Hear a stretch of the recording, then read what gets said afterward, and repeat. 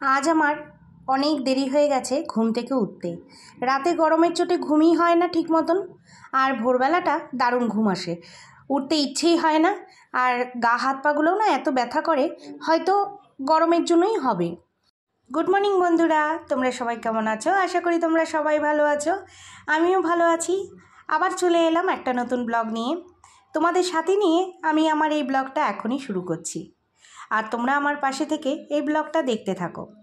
আর আজকের ব্লগটা কিন্তু আমি বিছানা থেকেই শুরু করছি।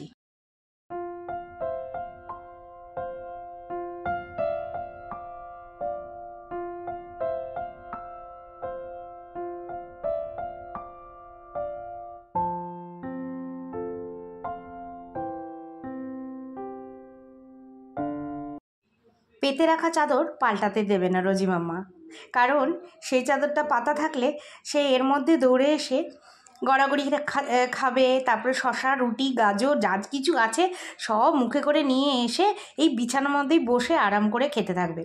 আমি চাদরটা পাতার পরে সকাল থেকে বিকাল পর্যন্ত এই রুমটা আমি বন্ধ করেই রাখি, কারণ দৌড়ে দৌড়ে আসে।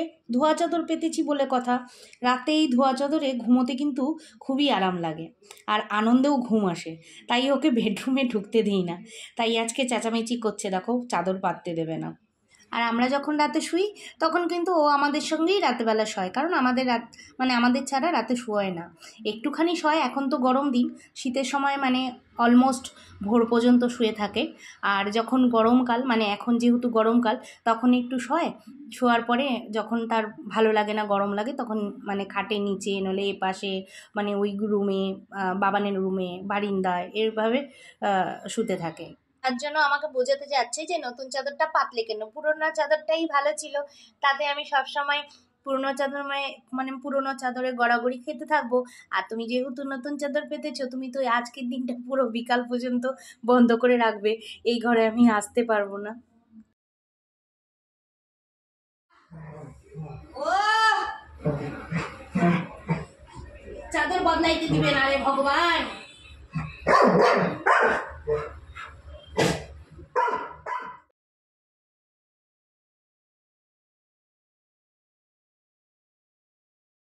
বিছানা গুছিয়ে চলে এলাম এবার নিচের ঘরের দিদি ভাইটা কিন্তু এখনও আসেনি, তাই আমি জল দিয়ে পরিষ্কার করে দিচ্ছি। আর দিদি ভাইটা বলে গিয়েছিল যে প্ল্যান্টে গাছগুলোতে একটু জল দিয়ে দিতে।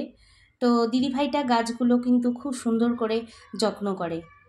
উপরে কিছু কাজ সেরে এসে আবার নিচে আসছি, নিচে এসে আমি কাজগুলো সেরে আবার উপরে গিয়ে কাজ সারতে হবে।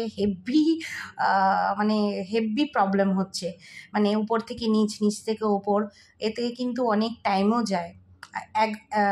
অ্যাকচুয়ালি আমি দেরি করে উঠেছি, আরও দেরি হয়ে যাচ্ছে।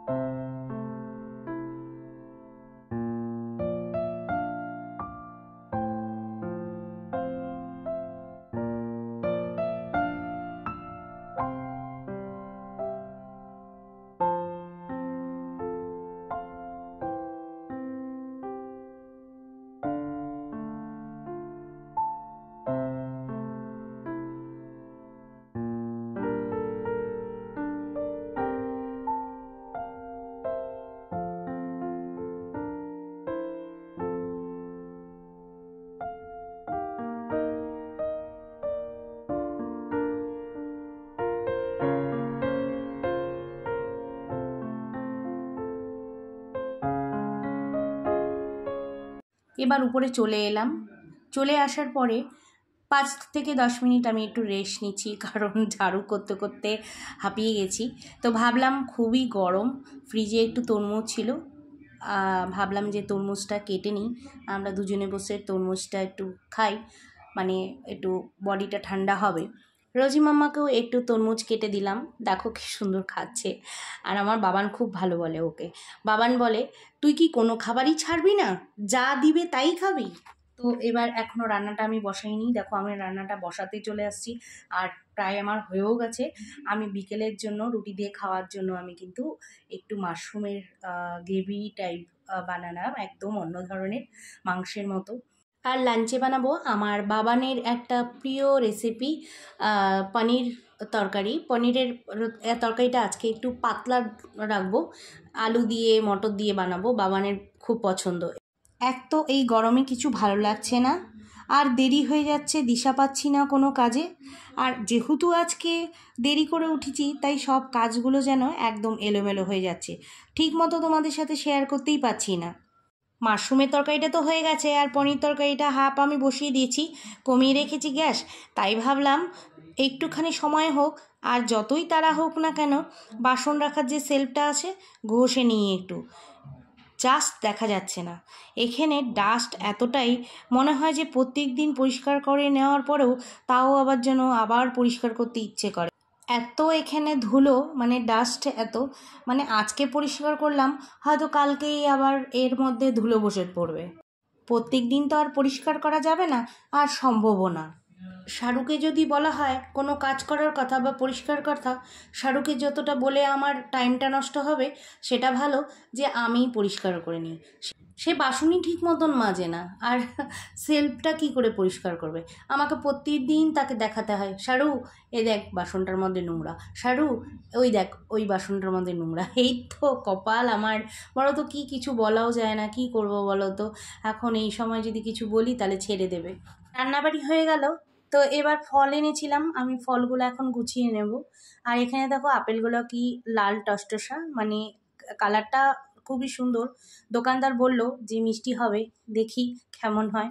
আর এই দেখো আম, এখানের আম তো অতটা ভালো না, আমি এত বছর ধরে মানে এত ভালো আম পাইনি এখনও। আর ডালিমবাড়ি এখানে খুব সুন্দর পাওয়া যায় মিষ্টি, এখানে আমি ওখানে ডালিমবাড়িও খেয়েছি, অতটা ভালো না। আর এখানে দেখো আমি গুছিয়ে নিচ্ছি।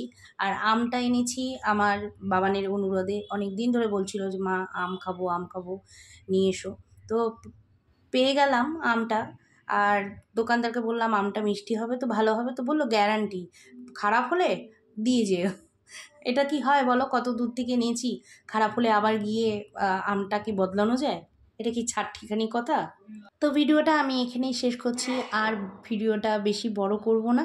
তোমাদের যদি ভালো লেগে থাকে আমার পাশে থেকেও, রোজকারের মতো কমেন্ট করো। ততক্ষণে তোমরা ভালো থাকো, সুস্থ থাকো। বাবারে কি গরম, রান্না করতে করতে গরম লেগে গেল, আর পাচ্ছি না, প্রচণ্ড গরম পড়েছে ব্যাঙ্গালোরে। আর